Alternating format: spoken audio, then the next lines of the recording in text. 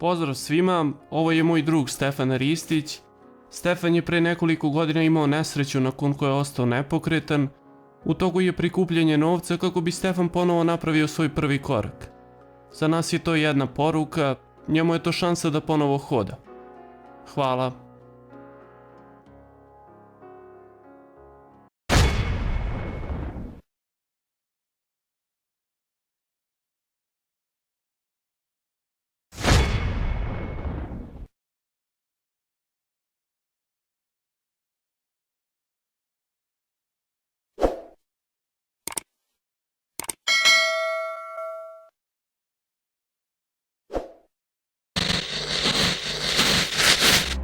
Predvodnik kubanske revolucije Fidel Castro preuzeo je 1. januara 1959. godine vlast na Kubi. Na poziv američkog udruženja novinskih izdavača Castro je u aprilu došao u Washington i New York. Kuda god bi harizmatičan Castro otišao, pratile su ga mase gledalaca. Tim Amerikancima se svideo Castro, a i oni su se svideli njemu. Svojim pratiocima često je govorio: nikada nismo sreli Amerikance kao što su ovi. Do sada smo ih poznavali isključivo kao pljačkaše i kolonijaliste. Međutim, američkom predsjedniku Dwightu Eisenhoweru nisu se svidjeli ni Castro ni njegovi politički planovi, pošto je bio ubeđen da će ta revolucija naškoditi privredi Sjedinjenih Američkih Država i njihovim imperialističkim ciljevima u Latinskoj Americi. Srce Castrovog revolucionarnog programa bila je poljoprivredna reforma. Odgovarajući zakoni uvedeni su u maju 1959. godine, a u junu je počela eksproprijacija američkih firmi koje su, kao kolonijalni vlasnici, posjedovale velike delove Kube. Kubanci su isplatili Sjedinjenim Američkim Državama odštetu, ali američki ulagači žalili su se da ta odšteta nije dovoljna. Novi kubanski agrarni zakon, koji je manjim zemljoradnicima odgovarao, ograničavao je posjed zemlje na 40 hektara po osobi, pri čemu je zemlja postala državno vlasništvo. Privredni i politički odnosi između Sjedinjenih Američkih Država i Kube su se zaoštrili. Kuba je nastavila sa eksproprijacijom i opet su na udaru bili ulagači iz Sjedinjenih Američkih Država i njihovi posjedi obradive zemlje, pašnjaci, naftne rafinerije i hoteli. Kao što je to već bio slučaj u Gvatemali, udarac je primila i američka United Fruit Company, koja je posjedovala mnogo zemlje na Kubi. Castrova vlada izjavila je da je izvršila ekspropriaciju oko 110.000 hektara zemlje koje je bilo u posjedu kompanije United Fruit. Međutim, Kubanci su imali samo jedan izvozni proizvod, šećer, i samo jedno tržište za izvoz, Ameriku. Zato je kubanska privreda bila veoma slaba, a Sjedinjene Američke Države su to veoma dobro znale.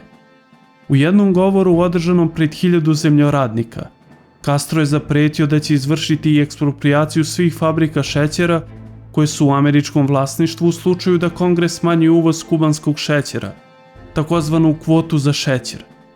Castro je pretio da će celokupno vlasništvo Jenkija, pa čak i ekseri u njihovim cipelama, biti podvrgnuti eksproprijaciji ako pokušaju da ih primoraju da se predaju zbog gladi. Međutim, to nije ostavilo veliki utisak na Washington. Sjedinjene Američke Države su smanjile kvotu za šećer na 0. Posle toga Kuba više nije mogla da prodaje šećer Americi. I tako se rasplamsao privredni rat. Kuba je hitno morala da pronađe nova tržišta za svoj šećer i u tome je i uspela. Uspela je da se dogovori sa komunističkim taborom sa druge strane Atlantika. Sovjetski savez i Kina bili su spremni da kupuju kubanski šećer. Dok su se američko-kubanski odnosi sve više pogoršavali, veza između Kube i Sovjetskog saveza postajala je sve tešnja. Rusi su vidjeli da je izbio sukob između Castra i Washingtona, pa su iskoristili priliku da prošire svoj uticaj na Karibima. Rusi su ponudili da trampe svoju naftu za kubanski šećer. Fidel Castro je to smatrao dobrim poslom i tako je do Kube stigao prvi sovjetski tanker napunjen tovarom sirove nafte. Međutim, američki naftni koncerni ISO i Texaco i evropski koncern Shell nisu hteli da prerade sovjetsku sirovu naftu. Posle upozorenja koje nije urodilo plodom, Castro je izvršio eksproprijaciju naftnih rafinerija, proglasio ih kubanskom državnom svojinom i potom oplemenio sirovu naftu i pretvorio je u dizel i benzin. Uticajan Američki savez za nacionalnu bezbednost je još 10. marta 1959. na tajnom sastanku u Beloj kući odlučio da će morati da pronađu način da na Kubi postave drugu vladu. Washington je tako dao signal za početak tajnog rata protiv Kube. Eisenhower je ovlastio CIA da organizuje, finansira, obučava i oprema kubanske egzilante sa ciljem podrivanja Castrove revolucije. CIA je pokrenula saradnju sa Kubancima kojima se nimalo nije svidela kubanska revolucija, koji su mrzeli Castra i zato su se iselili u Ameriku. Za predsjednika Eisenhowera i vicepredsjednika Nixona bilo je važno da postojanje ove američke vojske ostane tajno. Zato se vojna obuka ovih Kubanaca koji su živjeli u egzilu odvijala u Gvatemali. Američki avioni bez oznaka prevozili su kubanske egzilante od usamljenog aerodroma Opa Loki u Majamiju do tajnog vojnog aerodroma u Gvatemali. Pored pripreme invazije, američke obaveštajne službe su planirale likvidaciju Castra. Da bi postigli taj cilj, izvršili su i nekoliko atentata na kubanskog predsjednika. Oni su dugo bili tajni i nije se znalo za njih. Napadi na Castra nisu bili od samog početka samo pokušaj ubistva. Jedna ideja bila je da njegov radio studio naprskaju hemikalijom koja uzrokuje slična dejstva kao LSD. Druga ideja bila je da njegove cigare obrade hemikalijom koja izaziva gubitak orijentacije. Na životinjama je testirana i hemikalija za odstranjivanje dlaka pomoću koje je Castru trebalo da otpadne brada jer je CIA bila ubeđena da Castro bez brade ne bi izgledao tako dobro. CIA je sarađivala čak i sa mafijom. Za vreme Batistine diktature mafija je posjedovala kockarnice na Kubi. Kada je Castro preuzeo vlast, sve kockarnice su zatvorene. Time je Havana zaustavila godišnji protok novca od nekoliko stotina miliona dolara. Ono što ljudi gledaju u bioskopima u filmovima o Jamesu Bondu i ono čemu se većina podsmeva kao preteranim izmišljotinama, u stvarnom svetu zaista se događalo. Castro je preko svoje obaveštajne službe veoma brzo saznao da se u Gvatemali obučava tajna američka vojna jedinica. I tako je Kuba ponovo dospela na dnevni red Ujedinjenih nacija i kubanski ministar spoljnih poslova Raul Roa zamolio je Svetsku mirovnu organizaciju da istraži da li Sjedinjene Američke Države pripremaju invaziju na Kubu. Međutim, američki ambasador odbacio je odlučno Roine optužbe kao stravično iskrivljivanje istine i potpune neistine. Sovjetski ambasador u Ujedinjenim nacijama Valerijan Zorin bio je veoma ljut. Zorin je upozorio da pomoću najnovije tehnologije ratovanja razdaljina između najudaljenijih tačaka na zemljinoj kugli može da bude prevaljena za svega nekoliko minuta. Svim prisutnima bilo je jasno da je time ukazivao na upotrebu nuklearnih raketa, koje su posjedovali i Sjedinjene Američke Države i Sovjetski savez. Budući da Kuba nije dobila pomoć od Ujedinjenih nacija, Fidel Castro je proglasio opštu mobilizaciju zbog invazije. Mobilisane su hiljade kubanskih milicionera, koji su u novembru 1960. godine zauzeli položaj u raznim delovima Havane. Bolnice su dobile nalog da obezbede krevete i pripreme opremu za hitne slučajeve kako bi mogle da neguju ranjenike. Nakon što je Kennedy 9. novembra 1960. godine pobedio na izborima, 17. novembra, dakle i pre nego što su seli u Belu kuću, direktor CIA Allen Dulles i njegov saradnik Richard Bissell prvi put su ga izvestili o postojanju vojske koju su Sjedinjene Američke Države sastavile od Kubanaca u Gvatemali. 4 dana pre napada, 11. aprila 1961. godine, predsjednika Kennedyja su na redovnoj nedeljnoj konferenciji za štampu pitali šta je sa invazijom na Kubu. Odgovorio je da nikada neće doći do intervencije američke vojske na Kubi. Oko 1400 Kubanaca koji su živjeli u egzilu odvezli su kamionima sa planina Gvatemale do obale Nikaragve. Napad je započeo u subotu 15. aprila bombardovanjem Kube, dok je flota koja će sprovesti invaziju još uvijek plovila morem. U Nikaragvi su uzleteli bombarderi B-26, kojima su upravljali piloti plaćeni novcem CIA. Počeli su bombardovanjem kubanskih aerodroma. Castro, koji je već dugo očekivao invaziju velikog suseda, bio je pripremljen. Posle bombardovanja uslijedila invazija kopnenih trupa, ali ona se za Kubance iz egzila pretvorila u pravu katastrofu i nedvosmislenu Castrovu pobedu.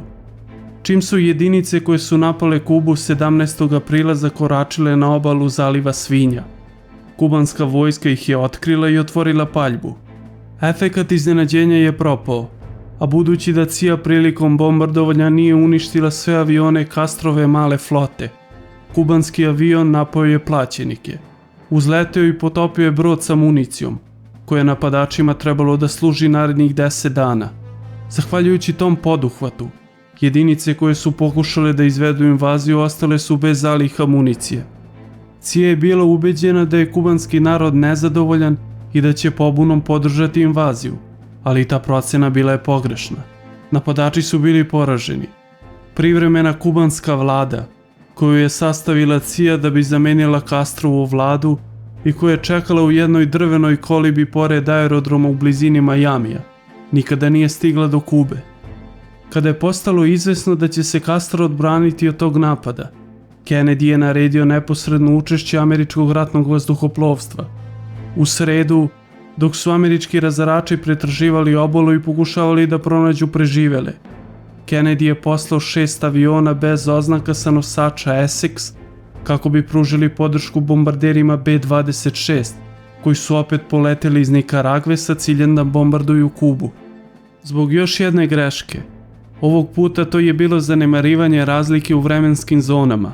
Bombarderi B-26 do svojih odredišta stigli su sat ranije nego Kennedyjevi lovci koji bi im poslužili kao zaštita. Tako su bombarderi B-26 uleteli nezaštićeni u kubansku odbrambenu paljbu. 4 pilota su ubijena, a Castro je jednim od leševa mogao da dokaže celom svetu da su Sjedinjene države učestvovale u invaziji. U tom trenutku više niko nije mogao da ospori rukopis Amerikanaca. Kennedy je 21. aprila održao konferenciju za štampu na kojoj je priznao da su Sjedinjene Američke Države učestvovale u propalom pokušaju rušenja i smene vlade na Kubi. Napad na Kubu koji su Sjedinjene Američke Države povele doveo do neposrednog sukoba s SSSR-om. Kubanska raketna kriza iz oktobra 1962. godine bila je istorijski neizbežna posljedica događaja u zalivu Svinja. Već 4. novembra 1961. godine održan je u Beloj kući još jedan tajni sastanak u vezi sa Kubom. Robert Kennedy, predsjednikov brat, i dalje je želeo da svrgne Castra. Predložio je da okolnosti na ostrvu nastave da podgrevaju špijunažom, sabotažama i javnim nemirima koji će predvoditi i sprovoditi sami Kubanci. Operacija je dobila kodni naziv Mungos. Rat Amerike protiv Kube i to što su članice NATO u isto vreme podrivale rad Ujedinjenih nacija doveli su do ozbiljnih posljedica. Sovjetski savez je odlučio da Kubu opremi nuklearnim naoružanjem. Ova opasna odluka Moskve dovela je do neposrednog sukoba između Sjedinjenih država i Sovjetskog saveza, a samim tim i do ivice atomskog rata. U svojoj autobiografiji, šef vlade Sovjetskog saveza Nikita Hruščov opravdava to opasno naoružavanje na sljedeći način. Budući da je postojala neprestana pretnja izazvana američkim uplitanjem u politiku tog Karipskog ostrva, postavilo se pitanje kako će izgledati naša politika. To pitanje me je neprestano opsedalo. Svi su se slagali sa tim da Amerika Kubu neće ostaviti na miru ako mi ne preduzmemo ništa kako bismo je sprečili u tome. Jedna pomisao iznova i iznova prolazila mi je kroz glavu. Šta bi se dogodilo kada bismo izgubili Kubu? Kada bi Kuba pala, ostale latinoameričke države okrenule bi nam leđa uz obrazloženje da Sovjetski savez, uprko svojoj moći, nije bio u stanju da pomogne Kubi. Dana 21. maja 1962. godine, u Moskvi na jednom sastanku političkog vrha, odlučeno je da je najbolji odgovor postavljanje taktičkih raketa srednjeg dometa. Ovaj plan nazvali su operacija Anadir. Trebalo je da ga sprovedu do početka novembra i bio je stroga tajna. Dok su Sjedinjene države preduzimale sve što je u njihovoj moći da svrgnu Castra, Rusi su naoružavali Kubu. Bila je to prava trka. Rusi su započeli operaciju Anadir, i poslali su tenkove, lovce, helikoptere, džipove, kamione i rakete za protivvazdušnu odbranu, bombardere i 50.000 vojnika preko Atlantika brodovima ka Kubi. Srce operacije Anadir bilo je postavljanje ukupno 60 raketa sa nuklearnim bojevim glavama. Od toga 36 raketa srednjeg dometa R-12 i 24 rakete dalekog dometa R-14. Bojeve glave i rakete dopremane su različitim brodovima. Od raketa su na Kubu dospele samo one srednjeg dometa, dok rakete dugog dometa nikada nisu stigle, jer su sovjetski brodovi zaustavljeni i vratili su se nazad u Sovjetski savez. Prvi brod isplovio je 12. jula 1962. godine i stigao je do Kube 2 nedelje kasnije. Ukupno 85 putničkih i tovarnih brodova su u julu, avgustu, septembru i oktobru prevalili oko 150 puta deonicu između Sovjetskog saveza i Kube. Sve je držano u strogoj tajnosti. Na prvoj plovidbi kapetani brodova i komandanti četa dobili su zapečaćenu kovertu koju su smeli da otvore tek nakon što bi stigli do unapred utvrđenih koordinata na Atlantskom okeanu. U pismima je bila naredba da plove dalje ka Kubi. Rakete su prilikom postavljanja na Kubi morali da zaštite od moguće sabotaže i zato su velike sisteme naoružanja tek od septembra dopremali na Kubu. 36 raketa srednjeg dometa prevezla su 2 broda Poltava i Omsk koja su doplovila do Kube sredinom septembra. Njihove bojeve glave stigle su 4. oktobra. Kada je predsjednik Kennedy 22. oktobra održao svoj televizijski govor, već je polovina raketa srednjeg dometa tipa R-12 bila postavljena tako da su mogle da se napune gorivom. Reč je o postupku koji traje oko 18 sati. Nijedna od tih raketa još nije bila isprogramirana za let. Bojeve glave još su se nalazile u bunkerima. Dakle, nuklearne rakete još nisu bile spremne za upotrebu. Kubanci su se radovali tom dodatnom naoružanju. To što su, pored tenkova i kamiona, na ostrvo stigle i nuklearne rakete, bile strogo čuvana tajna. U nedelju 14. oktobra američki izviđački avion uleteo je na velikoj visini u kubanski vazdušni prostor i fotografisao položaje postavljenih raketa. U poređenju sa današnjom tehnologijom, tada je prenos slike bio veoma spor. Fotografije su razvili i analizirali u ponedeljak, a predsjedniku su ih pokazali tek u utorak. Fotografije su potvrđivale da je Kuba bila usred naoružavanja nuklearnim raketama. Predsjednik Kennedy je odmah pozvao svoje najbliže savjetnike u Belu kuću i osnovao je izvršni odbor Saveta za nacionalnu bezbednost. Kennedyu je bilo jasno da je postojala opasnost od izbijanja nuklearnog rata. Raspoloženje je bilo veoma napeto. Susreti u Beloj kući odvijali su se u strogoj tajnosti. Da ne bi privlačili pažnju novinara iznenadnim pristizanjem velikog broja crnih limuzina, moralo je ponekad u jednu limuzinu da se nagura i po 9 ljudi.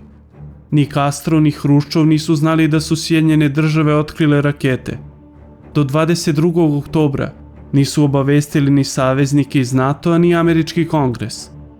Čim rakete na Kubi budu u stanju borbene gotovosti, vazdušni napad na Kubu bio bi izuzetno rizičan. Osim toga, pomorska blokada postala bi besmislena kada bi oružje već bilo na Kubi. Kennedy i njegovi savjetnici odmah su odlučili da moraju da ih nateraju da uklone rakete. Pitanje kako ostvariti taj cilj bilo je glavna tema zasedanja izvršnog odbora. Sjedinjene države nisu htjele da pred Savetom bezbednosti obrazlažu kako Sovjetski savez nema pravo da postavlja rakete na Kubi, jer se na Kubi nalazila prva i jedina sovjetska baza sa nuklearnim naoružanjem. Dok su Sjedinjene države postavile svoje nuklearne rakete tipa Jupiter u Italiji, nuklearne rakete tipa Thor u Velikoj Britaniji i od 1961. i nuklearne rakete tipa Jupiter u Turskoj, u neposrednoj blizini Sovjetskog saveza. Zabeleženi razgovori pokazuju da ni američki predsjednik nije znao gdje su sve postavljene američke nuklearne rakete. Kennedy je na jednom sastanku pitao: zašto ih je Hruščov postavio tamo? To je kao kada bismo mi u Turskoj postavili veći broj raketa srednjeg dometa. Pretpostavljam da bi to bilo prokleto opasno. Njegov savjetnik za nacionalnu bezbednost Bandi odgovorio je: ali upravo smo to i uradili, gospodine predsjedniče. Kada je reč o vojnim strategijama, najžešća verzija bila je težak vazdušni napad nakon kojeg bi usledila invazija, a upravo to su želeli generali iz Pentagona. Malo slabije jačine bio bi hiruški precizan vazdušni udar na odabrane mete, a najmekša mogućnost bila je pomorska blokada koja nije zahtevala ni invaziju na ostrvo, ni bombardovanje. Nakon šestodnevnog većanja, Kennedy se opredelio za pomorsku blokadu. Predsjednik Kennedy se 22. oktobra obratio naciji na radiju i televiziji govorom u kojem je opisao situaciju na Karibima i ukazao na opasnost od razmeštanja sovjetskih projektila na Kubi. U zaključku, Kennedy je rekao da će se svako lansiranje projektila sa kubanske teritorije u pravcu teritorije bilo koje države zapadne hemisfere smatrati udarom Sovjetskog saveza na Sjedinjene države. Ovaj govor, kao i diplomatske vojne akcije koje je nakon njega preuzela američka vlada, bili su kulminacioni trenutak kubanske raketne krize. Dve velike sile bile su na pola koraka od nuklearne katastrofe. Kennedy je sutradan, 23. oktobra, potpisao direktivu broj 3504 o uvođenju pomorske blokade za sve vrste ofanzivnog oružja uvezenog na Kubu. Članice NATO-a, Velika Britanija i Francuska složno su podržale Ameriku i zahtevale su povlačenje sovjetskih raketa. Britanski ambasador je tvrdio da je nuklearno oružje Sjedinjenih Američkih Država neophodno i da u tome nema ničeg spornog. Samim tim je obrazac rasprave postao jasan. NATO je vlastite rakete smatrao odbrambenim, dok je sovjetske rakete nazivao napadačkim. Zemlje Varšavskog pakta predvođene Moskvom posmatrale su to sasvim drugačije i zahtevale su trenutno ukidanje pomorske blokade. Cilj dugačkog niza američkih činova agresije, tvrdio je rumunski ambasador Mirča Malica, bio je rušenje zakonite kubanske vlade. Sovjetskom rukovodstvu je 24. oktobra putem radio prisluškivanja postalo poznato naređenje američkoj strateškoj vazdušnoj komandi: pripremite se za nuklearni napad. Američka invazija na Kubu trebalo je da se dogodi 26. oktobra. Tog dana sve jedinice protivvazdušne odbrane stacionirane na Kubi stavljene su u stanje pripravnosti. Američki bombarderi opremljeni nuklearnim bombama neprestano su bili u vazduhu, spremni da napadnu ciljeve u Sovjetskom savezu. Američka vojska čekala je na jugu Sjedinjenih Država komandu pripravna da napadne Kubu. Sovjetski brodovi i podmornice plovili su između Kube i Sovjetskog saveza. Na Kubi su sovjetski vojnici radili na lansirnim rampama kako bi nuklearni projektili bili spremni za upotrebu. Sovjetske kopnene trupe bile su opremljene taktičkim nuklearnim raketama koje su, u slučaju invazije, mogle da ispale na američke trupe. Castro je očekivao invaziju i stoga je njegova vojska stražarila na svojim položajima. Činilo se da je pakao vrlo blizu. Ministar pravde i predsjednikov brat Robert Kennedy sastao se 27. oktobra uveče s ambasadorom SSSR-a u Americi, Anatolijem Dobrinjinom, i u ime predsjednika izjavio da će Sjedinjene Države, ukoliko sovjetske strateške rakete odmah ne budu uklonjene sa Kube, biti prinuđene da započnu neprijateljstva najkasnije u prvim danima sljedeće nedelje. On je dodao da predsjednik želi da izbegne rat po svaku cenu, ali rizik od vojne katastrofe raste svakim satom. Dakle, strane treba da se dogovore bukvalno u narednih nekoliko sati. Ako je razmeštanje raketnih baza u Turskoj jedina prepreka postizanju rešenja, predsjednik Amerike ne vidi nepremostive poteškoće ni u rešavanju ovog pitanja. Na kraju krajeva, raspoređivanje raketnih baza u Turskoj je formalizovano zvaničnom odlukom NATO-a. Međutim, predsjednik je spreman da o ovom pitanju pregovara iza kulisa. Moskva je također bila uznemirena razvojem situacije. Hruščov i prezidijum Centralnog komiteta bili su spremni na činjenicu da bi fatalne poruke sa Kube mogle stići svakog trenutka. Svakodnevno su se održavali sastanci, procjenjivala se situacija i razrađivale se različite opcije. Hruščov je, pošto je dobio poruku od Kennedyja, odlučio da odmah da pozitivan odgovor. Tim pre što je američki predsjednik u zamenu za povlačenje raketa iz Turske garantovao i bezbednost Kubi. Svaki minut je bio dug, pa je odlučeno da odgovor sovjetske vlade u celini bude javno emitovan na moskovskom radiju, što je bio jedinstven slučaj u svetskoj diplomatiji. Prema Hruščovljevim rečima, odlaganje bi bilo ravno smrti. Konačno, Pravda je 28. oktobra objavila Hruščovljev apel predsjedniku Kennediju, u čijem završnom delu je stajalo: slažemo se da povučemo sa Kube ona sredstva koja smatrate napadačkim. Slažemo se da ovo sprovedemo uz rezoluciju Ujedinjenih nacija. Vaši predstavnici će dati izjavu da će Sjedinjene države povući svoja sredstva iz Turske. Predsjednik Sjedinjenih država nije kasnio sa odgovorom: pozdravljam vašu poruku i smatram je važnim doprinosom u cilju mira. I Kuba je 28. oktobra dobila telegram. Moskva je objasnila da mora da povuče rakete kako bi sprečila razbuktavanje požara u celom svetu, a samim tim i upropašćavanje svega što je postigla kubanska revolucija. Castro je bio ljut zbog sporazuma koji su postigli Amerikanci i Rusi, zato što ni na koji način nije bio uključen u njega.